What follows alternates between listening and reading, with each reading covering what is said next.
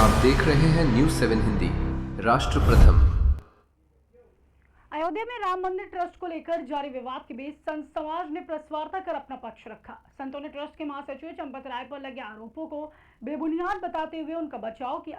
Trust के कोषाध्यक्ष स्वामी गोविंद देव गिरी की कार्यशैली और वित्तीय पारदर्शिता पर सवाल उठाते हुए निष्पक्ष जांच की मांग की है। संतों का कहना है कि पूरे मामले की सच्चाई सामने आनी चाहिए, जबकि ट्रस्ट की प्रतिक्रिया का इंतजार है।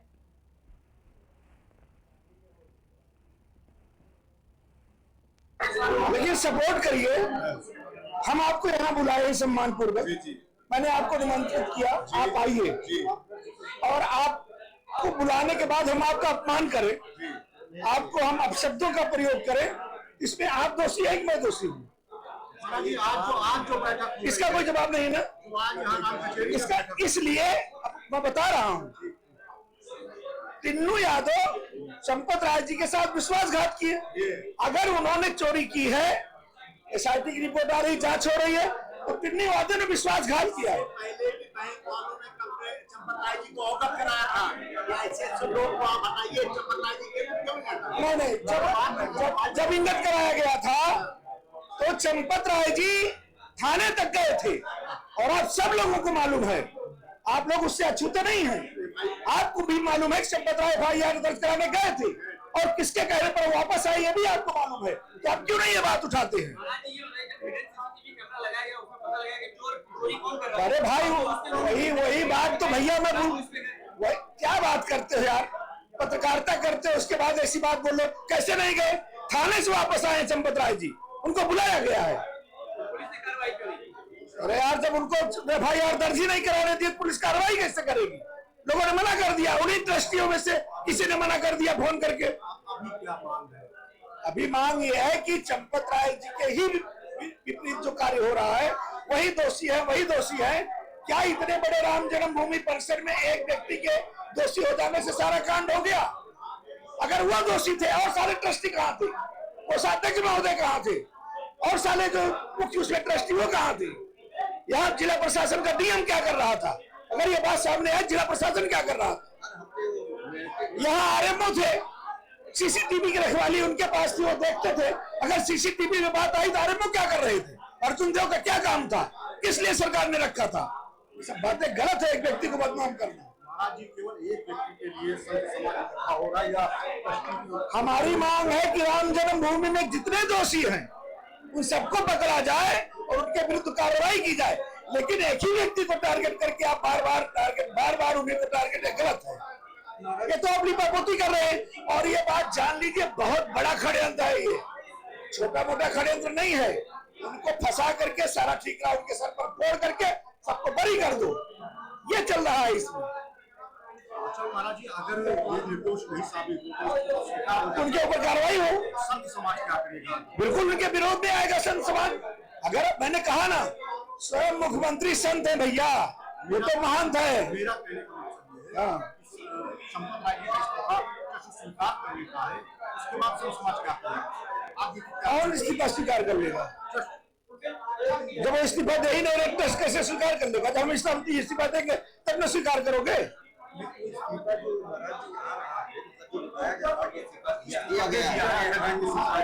फर्जी है, ये तो बहुत दिन से चलाया जा रहा है। आपको भी मालूम है, आप पत्रकार कितने दिन से चला रहे, सोशल मीडिया पर सबसे बड़े उठाया जा रहा है, बातें सब होती रहती है। बीजेपी का कोई बड़ा लीडर जो है आपकी बात बिल्कुल निराधार है, और हमें लगता है आप भी उसी षड्यंत्र के तहत कोई चर्चा कर रहे हैं। आपको जब कहा गया सुबह, आप कहाँ इंगित कर रहे हैं? मूर्ख है क्या? हमारे पास विवेक नहीं है? कोई बड़ा लीडर नहीं बचा रहा है बीजेपी का। इसमें कुछ लोग ऐसे लगे हैं कि जो चंपत राय के सर पर ठीकरा फोड़ करके जो दोषी हैं उनको बचाया जा रहा है।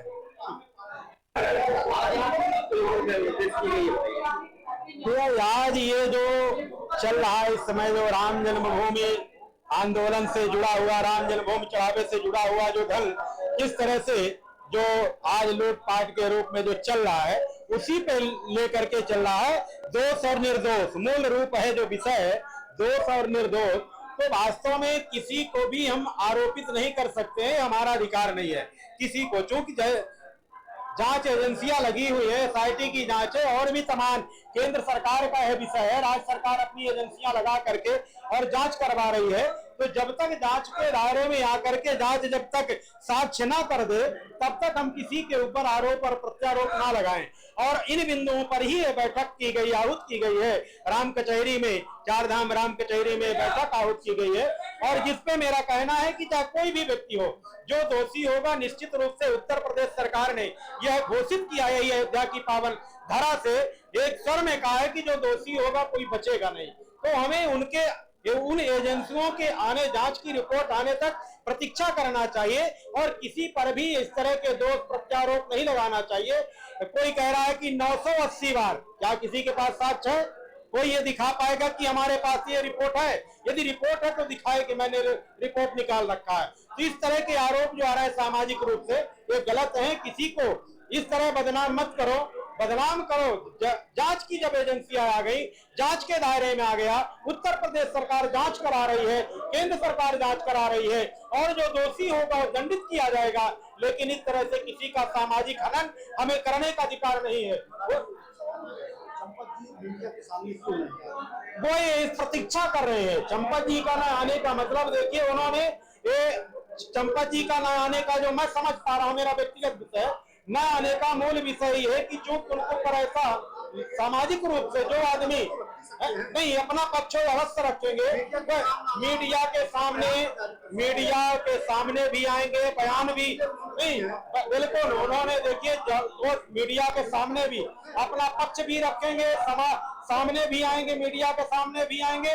चूंकि चंपत राजू को मैं उस दिन से जानता हूं जब यहाँ लोग आज जो आरोप प्रत्यारोप लगा रहे हैं, जो यहाँ राम को काल्पनिक कहते थे, जो रामलला को काल्पनिक कहते थे, राम मंदिर को भी काल्पनिक बताते थे, राम जन्मभूमि को भी यहाँ काल्पनिक, अयोध्या को अयोध्या नहीं बताते थे।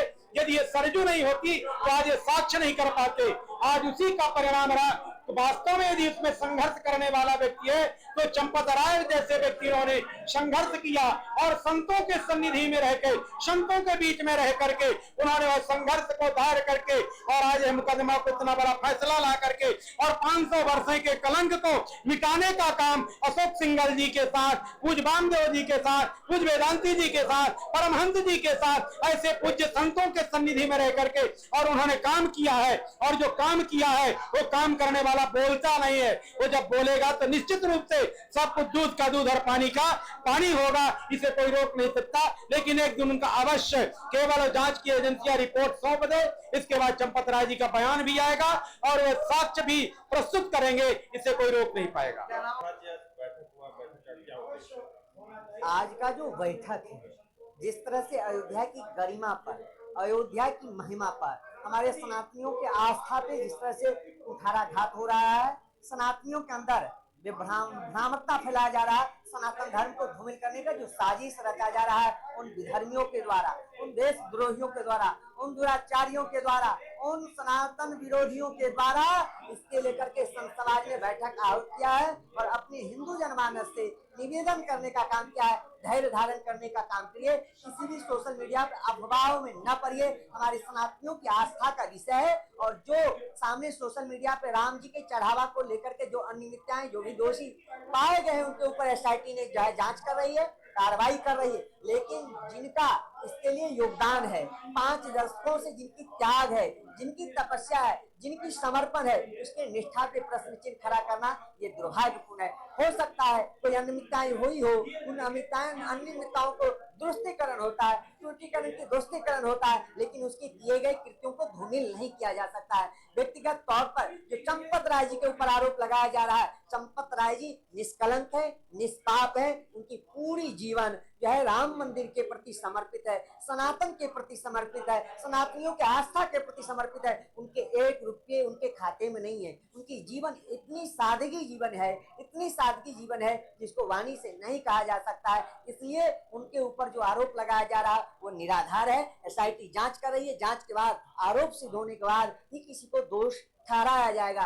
कोर्स का विषय है, कोर्स की जिम्मेदारी गोविंद देवगिरी का है, न कि चंपत राय जी का है। चंपत राय जी के ऊपर कोर्स संबंधित कोई भी अनियमितताएं का जो है इनके ऊपर कलंक नहीं लगना चाहिए। उनको आकर के सामने फेस करना चाहिए, वो अपने मंतव्य देना चाहिए, आय का ब्यौरा उन्होंने क्यों नहीं लिए। और जिस तरह से सोशल मीडिया पे सुनाई पड़ रहा है इसको सीईओ नियुक्त किया जाएगा, संत समाज उसका विरोध करता, संत समाज सरकारीकरण नहीं होने दिया जाएगा। भारतीय जनता पार्टी की सरकार निष्पक्ष सरकार है, लेकिन समय समय पर कालनेमियों की अगर सरकार आ जाएगी, उन विधर्मियों पे आ जाएगी, इससे पैसे को दुरुपयोग किया जाएगा। जब विधर्मियों की सरकार रहती है तो सनातनियों के मठ मंदिरों का पैसा कब्रिस्तान में जाता है, सनातनियों का पैसा मदरसा में फंडिंग होता है और मदरसे में जिहाद फैलाया जाता है, आतंकवादियों की ट्रेनिंग होती है। इसलिए संत समाज करबद्ध हो गया, हिंदू जनमानस बिल्कुल कटिबद्ध है कि सरकारीकरण नहीं होने दिया जाएगा। सनातनियों का पैसा सनातनियों के काम में लगेगा, सनातनियों का पैसा हिंदू जनमानस के सेवा में लगेगा। इसलिए आज बैठक किया गया है,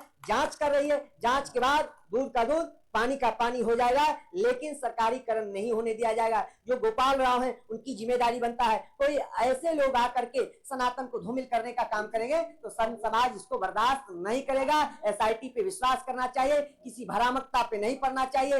भ्रामकता के कारण सनातन को धूमिल करने के लिए जो इंडी गठबंधन के सारे जो है चोर एक साथ आकर के सनातनियों को धूमिल करने का जो कुचक्र रचा जा रहा है वो दुर्भाग्यपूर्ण है। जो राम जी के अस्तित्व पे सवाल खड़ा करता था, जो राम सेतु को काल्पनिक कहता था, जो राम भक्तों को गोली चलाकर अयोध्या को रक्त रंजित करने का काम किया, कहा जो गुम्बद पे चढ़ गए वह उतर नहीं पाए, अगर 16 मरे अगर 32 भी मरवाना पड़ता तो मैं गौरवान्वित होता। मैं मुस्लिमों का हूँ, मुस्लिमों का था, हूँ और रहूंगा, इसमें कोई फक्र नहीं है। आज ऐसे लोग प्रश्न चिन्ह खड़ा कर रहे हैं, आज उनके सुपुत्र प्रश्न चिन्ह खड़ा करने काम कर रहे हैं जिन्होंने 135 करोड़ मठ मंदिरों को पैसा हज के सब्सिडी में देने का काम किया। किसी एक हिंदू जनमानस के लिए उन्होंने मानसरोवर दर्शन के लिए, कैलाश दर्शन के लिए नहीं देने का काम किए।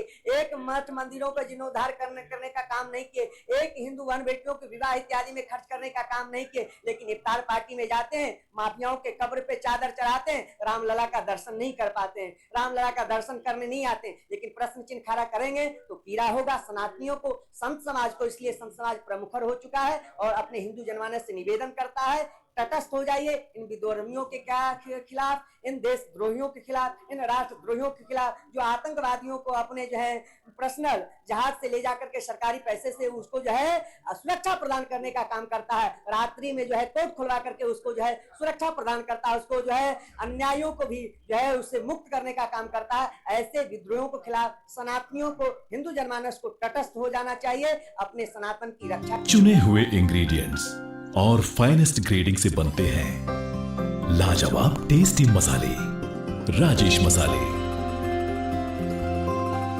क्या चटपटा है राजेश मसाला, ट्राई करिए। अच्छा, राजेश मसाले।